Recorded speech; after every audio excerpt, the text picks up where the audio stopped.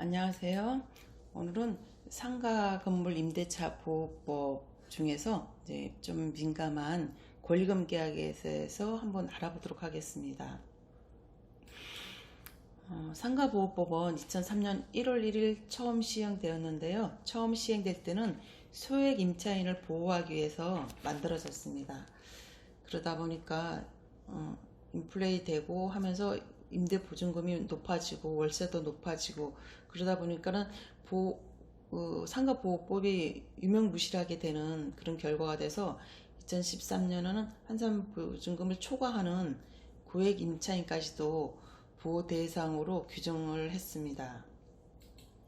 2015년은 이제 상가보호법 중에서도 가장 중요한 권리금을 법제화했는데요.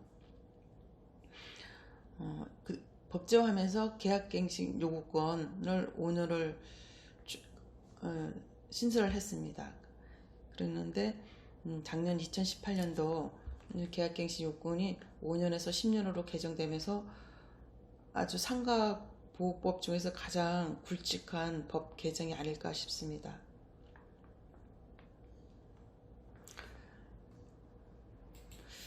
권리금이란 이제 상가 건물의 임차인이 후속 임차인으로부터 그동안 일군 영업상의 가치의 대가로 받는 금전을 말하는데요.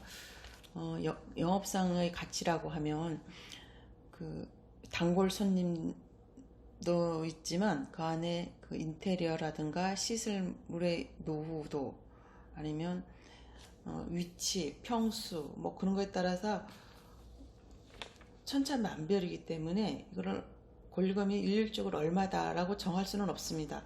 그렇지만 실무에서 보면 바닥 권리금부터 시작해서 시설 권리금, 뭐 영업 권리금 다양하게 불리면서 서로 주고받는 게 이제 관례화되어 있습니다.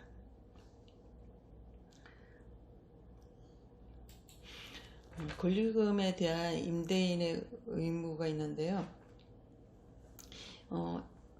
임대인은 뭐 무조건적인 의무가 있는 게 아니고 간접적인 의무를 지는데 법에 따르면 임대인은 임차인이 후속 임차인으로부터 권리금의 지급을 받을 것을 방해하지 않을 의무를 부담한다 이렇게 되어 있습니다. 여기서 위반 사항은 후속 임차인과의 계약을 전면 거절한다든가 시세보다 현저히 높은 수준의 임대를 요구한다든가 해서 계약서를 못 쓰게 방해를 하는 것을 말하는데요. 이런 거를 방해를 해서 권리금을 못 받게 하면 안 되는데 그렇다고 무조건 의무를 지는 건 아닙니다.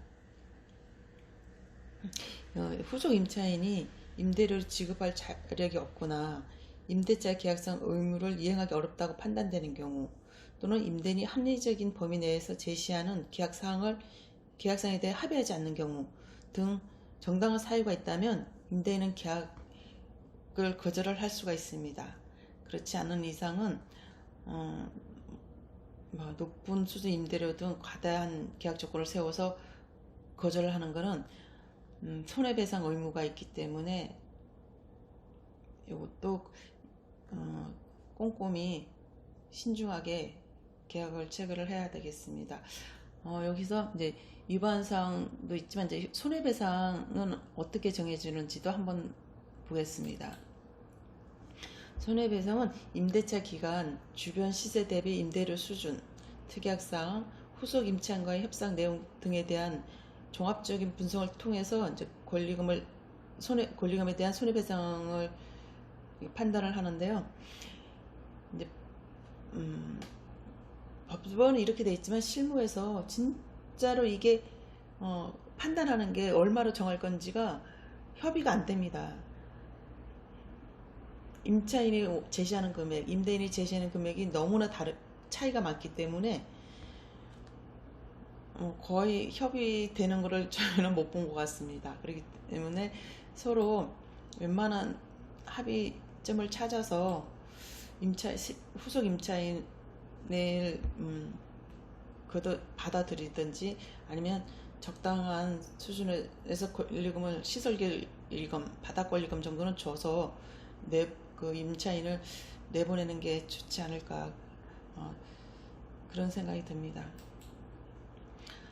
그리고 임대인은 또 그 임차인이 뭐 월세를 밀렸다든가 임대인 동의 없이 무단으로 전대를 했다든가, 그리고 임대인 동의 없이 건물을 파손을 했다든가, 그걸 과도한 인테리어를 해서 건물이 가치가 떨어졌다든가 등 임차인이 스스로 신뢰를 깰 경우는 임대인은 권리금 보호 의무를 부담하지 않아도 됩니다.